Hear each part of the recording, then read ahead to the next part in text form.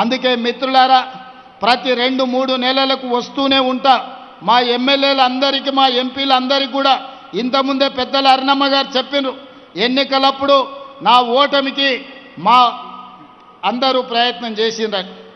నేనేం దాపరికం లేదు, నేను నిలబడితే కూడా అన్ని మీటింగులు చేయను, అంతకంటే ఎక్కువ మీటింగులు మహబూబ్నగర్ ఎంపీ కోసం, వంశీచంద్రెడ్డిని గెలిపించడం కోసం తిరిగిన.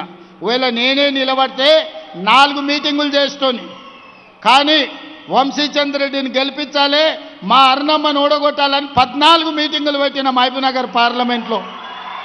కానీ ప్రజలు వారిని ఆశీర్వదించారు, గెలిపించారు. ఎన్నికలు అయిపోయినాయి. ఎన్నికల తర్వాత రాజకీయాలు లేవు, కుట్రలు కుతంత్రాలు లేవు.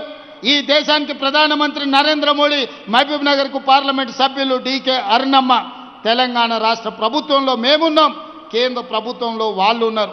ఇచ్చి పుచ్చుకునే ధోరణితో సమస్యల పరిష్కారం కోసం, సమస్యల్ని పరిష్కరించి పాలమూరు అభివృద్ధి కోసం కలిసిమెలిసి ముందుకు వెళ్తాం తప్ప ఈనాడు మేము చిల్లర లేకపోతే ఈ ప్రాంత అభివృద్ధిని అడ్డుకునే సమస్యనే లేదు.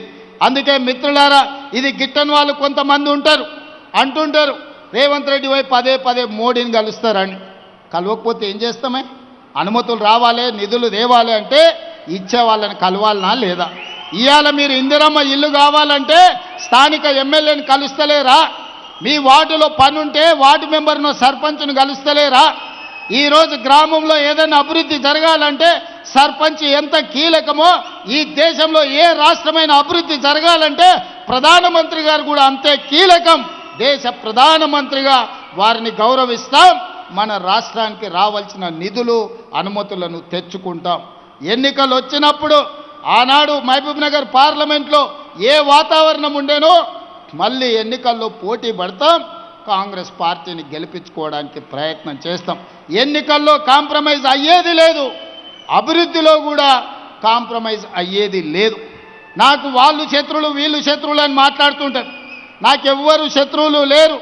శత్రువు అనుకున్నోని 2023లో బండకేసి కొట్టినా, 2024లో పార్లమెంటులో గుండు సున్నా ఇప్పించినా, మల్కాజ్గిరిలో ఉన్న కంటోన్మెంట్ ఎమ్మెల్యే వాళ్ళ ఎమ్మెల్యే చనిపోయినా గెలిపించుకున్నా, నిన్నగాక మొన్న జూబ్లీ హిల్స్లో గెలిపించుకున్న సర్పంచ్ ఎన్నికల్లో 66%తో ఈరోజు గెలిచిన. ఆయన నడుమిరిగి ఫామ్ హౌజులు ఉంటే ఆయనను శత్రువు అని నేనెందుకు అనుకుంటా? ఆయన లేచి చక్కగా నిలబడ్డప్పుడు కదా నేను మాట్లాడేది. అందుకే నాకెవరు శత్రువులు లేరు. రాజకీయ ప్రత్యర్థులుంటే ఎన్నికల్లో ఓడించినాం, ప్రభుత్వాన్ని ఏర్పాటు చేసుకున్నాం. అందుకే నా శత్రువులు అక్షరాస్యత లేకపోవడం, నా శత్రువు పేదరికం, నా శత్రువులు ఎవరైనా ఉన్నారంటే మహిళలకు అన్యాయం చేసేవాళ్ళు నా శత్రువులు.